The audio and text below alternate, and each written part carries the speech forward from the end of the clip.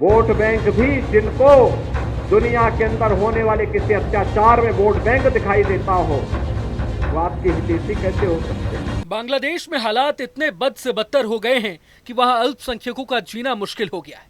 शेख हसीना सरकार गिरने के बाद बांग्लादेश में खासकर हिंदुओं पर अत्याचार की सीमाएं लांघ दी गई। उत्तर प्रदेश के अयोध्या पहुंचे मुख्यमंत्री योगी आदित्यनाथ ने बांग्लादेश में हिंदुओं की स्थिति पर चिंता जताई। सीएम योगी आदित्यनाथ ने बांग्लादेश की हिंसा पर कहा है कि विपक्षी पार्टियां अपने वोट बैंक को खिसकने के डर से बांग्लादेशी हिंदुओं की स्थिति पर चुप्पी साधे हुए हैं।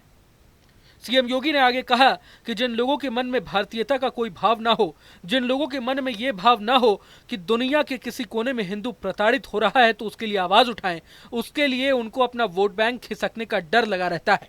दुनिया के अंदर होने वाले अत्याचार में जिनको अपना वोट बैंक दिखाई देता हो, वो आपके हितैषी कैसे हो सकते हैं? सुनिए।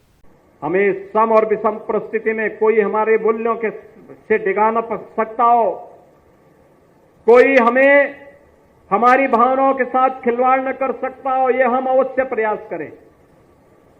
क्योंकि जो नकारात्मक ताकतें हैं, जिनके मन में आपके प्रति सद्भावना नहीं, दिखावटीपन है, जो राम के अस्तित्व को नहीं मानते, जो कृष्ण के अस्तित्व को नहीं मानते, जिन लोगों के मन में भारतीयता के प्रति कोई सम्मान का भाव नहीं, जिन लोगों के मन में ये कोई भाव नहीं कि दुनिया के किसी कोने में कोई हिंदू प्रताड़ित हो रहा है तो उसके प्रति आवाज उठा सके, क्योंकि उसमें भी उन्हें लगता है कि अगर हम आवाज उठाएंगे तो कहीं यहां उनका वोट बैंक न खिसक जाए।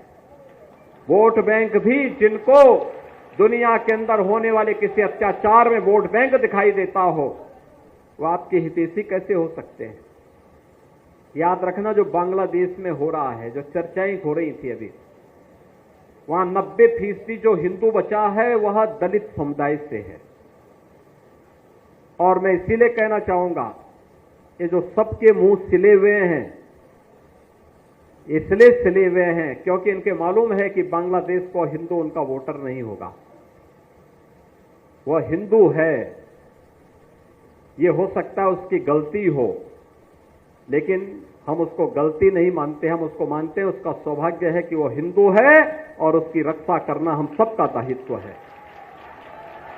उसकी पीड़ा के साथ खड़ा होना हमारा दायित्व है।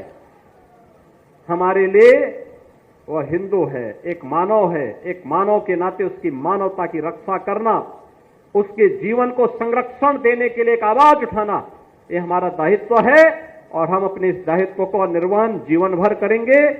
ये किसी भी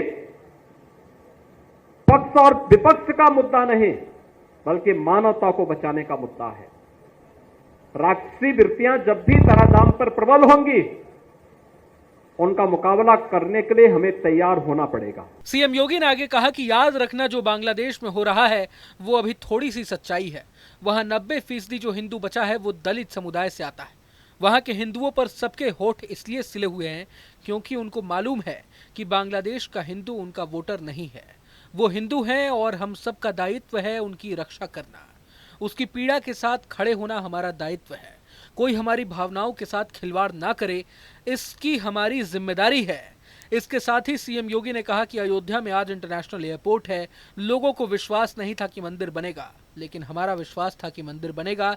धैर्य रखिए।